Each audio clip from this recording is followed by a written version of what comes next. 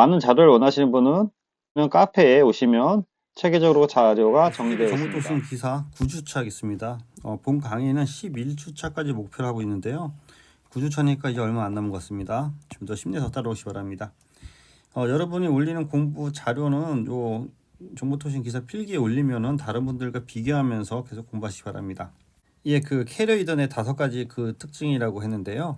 여기 보면은 표준 기반의 서비스에서 표준화, 스탠다드에서 스탠다드라이제이션, 그 다음에 확장성에서 이제 스케일빌리티, BI의 스케일빌리티, 안전성, 세이프티, 서비스 품질, 서비스 레벨 어그리먼트라고 해서 SLA라고 하고요.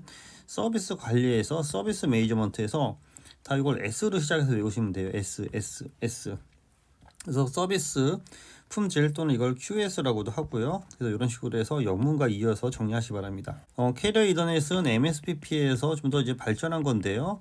최근에는 캐리어 이더넷이라든지 PTN 장비를 해서 우리가 얘기하는 거고요. 이 부분은 광케이블에서 광통신에서 좀 더 자세하게 설명드리겠습니다. 표준화된 서비스는 캐리어 이더넷은 IEEE 표준을 기반으로 해서 패킷 크기와 물리적 사양을 정의한다 해서 IEEE의 표준을 기반으로 해서 우리가 하는 것을 PTN이라고 하고요. 밑에 있는 MEF, 메트로 이더넷 표준의 표준을 기반으로 하는 MEF 포럼으로 정의하시기 바랍니다. 확장성은 랜을 넘어서 확장하는 장거리에 걸쳐 빠른 데이터 속도와 다양한 용도의 서비스를 지원한다. 네트워크 장애를 감지하고 복구하고 전환이 50ms 이내에 전환하는 광통신에서 온 기술이다. 서비스 품질에서 음성, 동영상, 데이터 등 다양한 서비스를 우리 지원하는 거고요. 서비스 관리에서 인프라를 시각화하고 서비스를 출시하고 문제 영역을 진단하고 일상적인 네트워크 관리하는 기능을 제공한다. 그래서 요거 캐리어 이더넷 기능 간혹 이 서술형으로 해서도 나올 수 있기 때문에 정리하시기 바랍니다. 다음 그 WDM은 분류했는데 CWDM, DWDM, UDWDM으로 해서 분류하고요. 우리가 그 광파장 대역을 보면은 이렇게 광파장 대역에서 1310나노, 1550나노가 있는데 이 파장 대역을 이렇게 띄엄띄엄 쓰는 게 CWDM이고요. 이 파장 대역을 좀 더 이렇게 조밀하게 쓰는 거. 조밀하게 쓰는 것들을 이제 DWDM이고 UDWDM은 이게 더욱더 조밀하게 되는 거죠. 이제 겹치면 안 되게 더욱더 조밀하게 쓰는 그 통신 기술이고요. 그래서 파장 대역이 밑에가 더 적게 나오는 것입니다. 다음은 우리가 이거 방송통신 기술인데요.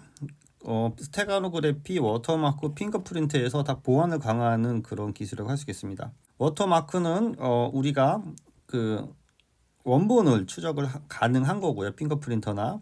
그래서 저작권이 안에 그 숨겨져 있는 거라고 보시면 되겠습니다. 그래서 스테가노그래프는 일반적으로 그냥 예방 효과라든지 저장권에 대해서만 어느 정도 표시하는 그런 효과가 있고, 그래서 내부 공격이 되게 취약한 건데요. 워터마크라든지 핑거프린터는 저작권에 대한 그 속성을 안에다가 집어 넣는 것으로서 상대적으로 외부에서 그 보안성 공격에 강하게 우리가 정리될 수 있습니다.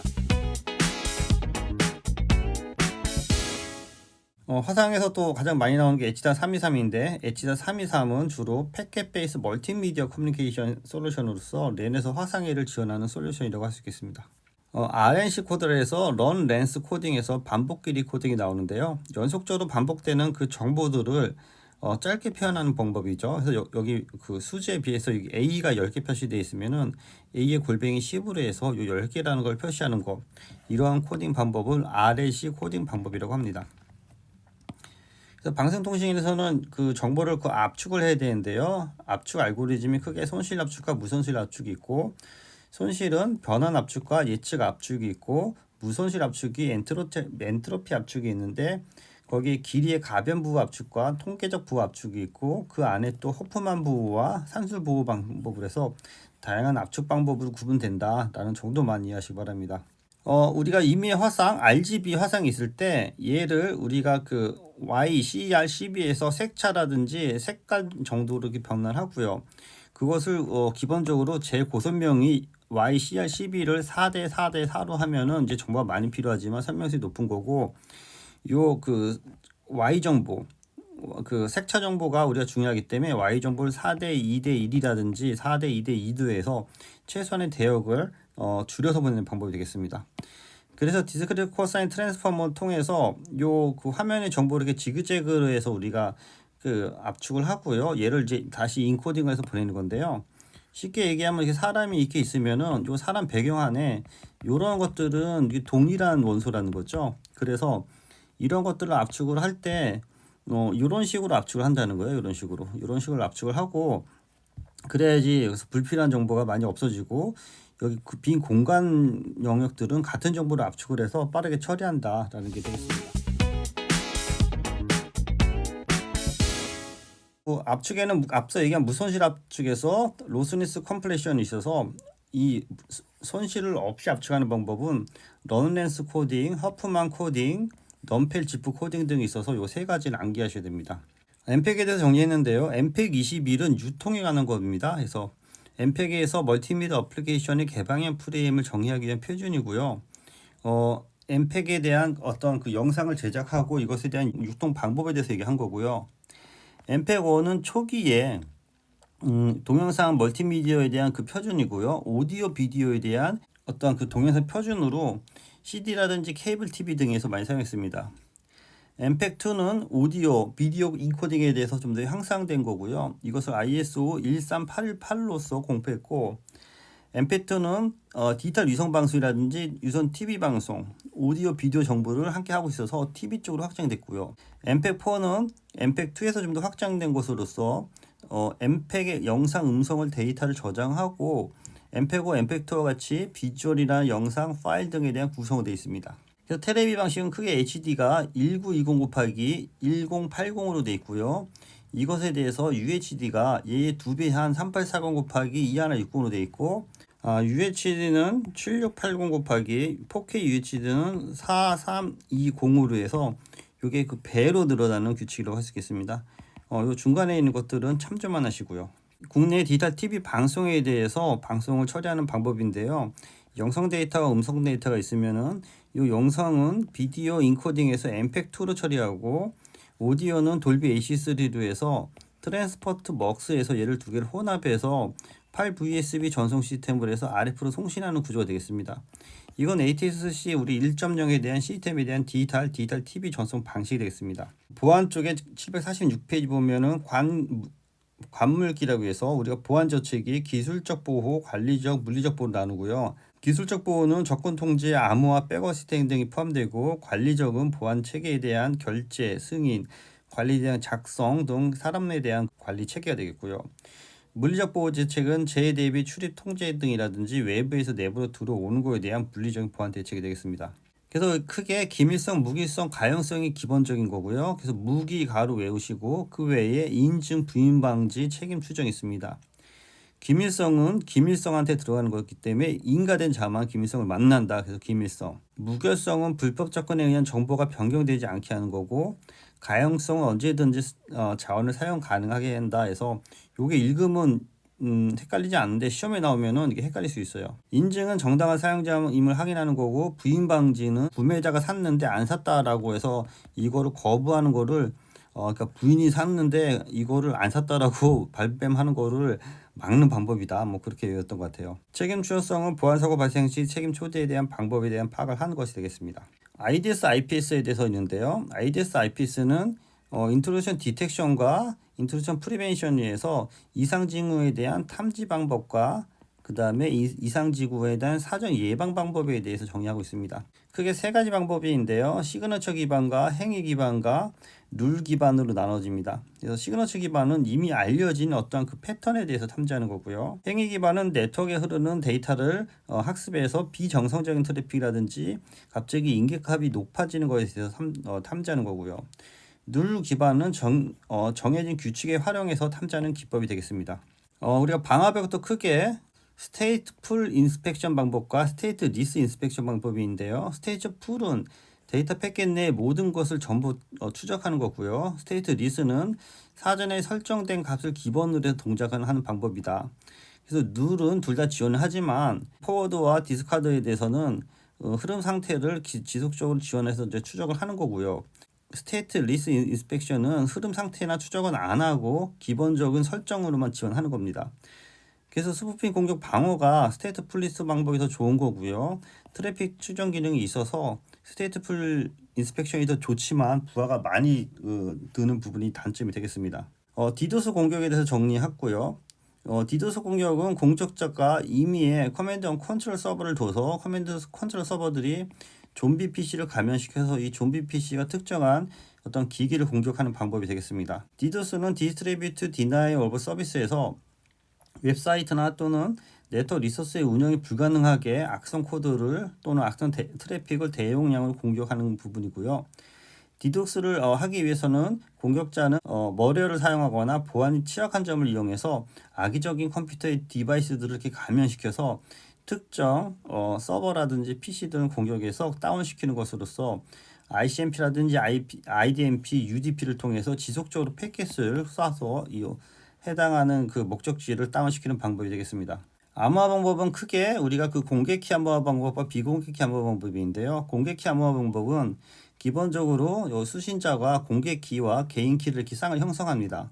그래서 외부에 이제 공개키를 이렇게 우리가 오픈하고요. 그러면 이것을 사용하려는 통신자는 인터넷에서 이 공개키에 대한 공개키를 받아 갖고 와서 이 공개키를 갖고 B에 암호화를 시작합니다. 그래서 이 부분을 수신자에게 전달해서 B의 개인키와 이 공개키로 암호화해서 요 송신자를 알아내는 방법이 되겠습니다. 그래서 대칭키와 비대칭키에 대해서도 이제 구분을 하는데요. 대칭키는 우리 군대에서 암호화하는 방법처럼 암호화키와 복호화키와 같은 거고요. 비대칭키는 암호화키와 복호화키와 달라서 이게 공개키 방식이라고 할 수 있고 대칭키를 비밀키 방식이라고 할 수 있겠습니다. 그래서 비밀키를 별도로 전송을 하고 키 길이가 짧은 그 장점이 있고요. 인증은 안 되고 암호화 속도도 빠르죠. 그 다음에 전자서명이나 이런 것들은 이제 복잡한데 용도는 고용의 데이터를 암호화하는 기법으로 사용하는 거고요. 문제는 뭐냐면은 암호화 기능이 우수하지만 키 분배가 좀 어렵고 관리할 복호화키가 많다라는 게 문제가 되는 거죠. 군대에서 암복호화기를 우리가 관리하는 것처럼. 그래서 이걸 n명이 우리가 사용했을 때 2분의 n의 n-1의 키가 필요하다라는 게 되는 거고요. 비대칭 키는 위에서 얘기한 그 공개키 방식으로서 복호화키를 이제 개인키를 사용하는 거고요. 키 길이가 대칭키 대비 좀 긴 게 있고 길다 보니까 속도가 좀 늦고 견적성이 좀 낮은 게 있지만 키 분배라든지 인증, 부인 방지 등이 좋다. 그래서 사용자가 증가해도 키 관리가 가능하고 키 전달 및 교환에 적응이 가능하고 이를 통해서 인증이나 전자서명에서 많이 사용하는데 문제는 수학적 연산을 많이 사용하기 때문에 좀 리소스가 필요하다. 그래서 요 예를 시드, DS, 데스, 아리아, AS 요 외우시고요. RSA, ECC, DAS 이 방식들이 대칭키 방식이 돼서 요 SDA라고 해서 요 앞에 정도만 외웠던 것 같아요. 그래서 요 대칭키 방식과 비대칭키 방식을 구분해 두시기 바랍니다. 하이제킹에 대해서 정리를 해봤는데요. 여기 보면은 하이제킹 다른 사람이 세션 상태를 훔치거나 도용해서 액세스하는 해킹 기법으로서 세션 아이디에 대한 추측 및 세션 아이디 쿠키를 도용을 해서 공격을 하는 방법이 되겠습니다. 그래서 사용자가 이렇게 네트워크를 통해서 통신을 하는데 중간에 이렇게 하이제킹을 해서 우리가 그 불법 여기 보면 불법 네트워크라든지 불법 AP를 통해서 이거를 빼내는 방법이 되는 거죠. 이것에 대한 하이제킹은 세션 하이제킹도 있는데요. 퍼블릭 네트워크에서 일반적으로 3웨이 핸즈쉐이킹 과정에서 중간에 공격자가 중간에 패킷을 가로채서 하이제킹해서 처리하는 부분이 되겠습니다. 그래서 하이제킹은 세션 가로채기라고 하고요. 서버와 클라이언트 간의 통신을 정상인 것처럼 보이나 실제적인 중간에 해커가 가입해서 중간에 통신망을 감시하는 기능이 되겠습니다. 스푸핑이라는 용어가 있는데요. 스푸핑은 속이다라는 의미가 되는 거고요. 네트워크에서 맥 주소나 IP 주소, 포트 주소, 네트워크 통신과 관련된 모든 것을 속일 수 있는 거고요. 스푸핑을 통해서 마치 다른 사람이 그 목적지인 양 우리가 통신을 하는 거가 되겠습니다. 피싱은 전자우편 또는 메신저를 사용해서 어떠한 그 메시지를 보내서 사람이 이걸 보고 클릭을 해서 본인의 개인정보를 빼나가는 방법이 되는 거고요. 파밍은 사용자가 자신의 웹사이트가 정확한 웹사이트인지를 알고 가짜 웹사이트를 접속해서 본인의 개인정보를 다 넣는 거죠. 파밍을 한다는 거는 우리가 뭐 네이버라든지 또는 은행 사이트가 본인의 자주 방문한 사이트인지를 아는 건데요. PC 안에 뭐 호스트 파일이라든지 또는 뭐 DNS 쪽으로 가는 파일을 다른 파일을 다른 경로로 리다이렉션해서 그 해커가 있는 쪽으로 얘를 보내서 본인의 개인 정보를 다 털어가는 방법이 파밍이 되겠습니다. 요 각각의 그 스푸핑, 파밍, 피싱 등은 구분해서 정리하시기 바랍니다. 그 다음에 엔지니어링 단계가 있는데요. 이거를 제가 기본적으로 타기실에서 타당성 조사, 기본 계획, 계획 설계, 실시 설계, 그 다음에 구매 조달인데 가장 많이 나오는 거 타기실, 타깃이 가장 많이 나오고요. 그래서 기획 부분에 타당성 조사와 기본 계획이 있고 설계에 계획 설계, 실시 설계, 그다음에 구매 등이 있습니다. 그 이후에 시공하고 감리하고 유지 관리하는 게 기본적인 플로어가 되겠습니다. 그래서 이것도 정리하시고요. 직비, 블루투스, 와이파이, NFC를 구분했고요. 직비는 100m, 블루투스는 근접한 10m, 와이파이도 100m, NFC 약 20m 정도 되는 거고요. 속도가 보통 200에서 200kbp에서 와이파이는 50에서 이제 100메가 또는 1기가까지도 최근에 나오고 있죠. 그다음에 전력 정도 소비되는 거, 그다음에 비용 정도에서 상식적으로 정리하시기 바랍니다. 그래서 직비는 크게 직비를 기반으로 해서 직비를 전체적으로 컨트롤하는 직비 컨트롤러가 있고요. 걔를 코오디네이터라고 하고 이 코오디네이터를 통해서 직비 라우터를 통해서 리모트 노드를 관리합니다. 그래서 이런 것들이 이제 직비 라우터가 되는 거고요. 이렇게 리모트 네트워크를 연결해서 관리하는데 이 맨 끝에 있는 리모트 네트워크에 연결되어 있는 장비를 직비 엔드 디바이스라고 하고 제일 중요한 거는 직비 코디네이터는 한 개가 되는 거고요. 한 개 외에 라우터가 여러 개들이 있어서 직비 코디네이터로 정보를 보내는 방법이 되겠습니다. 밑에 보시면 직비 코디네이터는 직비를 구성해서 가장 중요한 디바이스로 네트워크를 형성하고 다른 네트워크와 연결합니다. 각각의 네트워크는 단 한 개의 코디네이터가 있고 직비 코디네이터는 네트워크에 관한 정보를 저장하고 또는 트러스트 센터 또는 보안 키를 위한 저장소로서 역할을 합니다. 직비 라우터는 라우터 애플리케이션뿐만 아니라 다른 디바이스에서 데이터를 전달할 수 있는 기능을 하는 거고요. 직비 엔드 디바이스는 종단에 있는 어떠한 그 단말 또는 어떠한 센서, 노드 등이 해당이 되는 거고요. 노드가 오랜 시간 동안 대기할 수 있도록 배터리 수명을 길게 하는 것이 중요 키가 되겠습니다. RFID는 크게 우리가 한 5개, 6개 대역이 있는데요. 135, 13.56, 433, 860, 2.4기가 ISM 대역을 주로 사용하고요. RFID랑 NFC랑을 구분할 수 있어야 되고요. RFID 앞서 말씀드린 125kHz에서 2.45GHz를 사용하고 NFC는 13.56MHz를 사용합니다.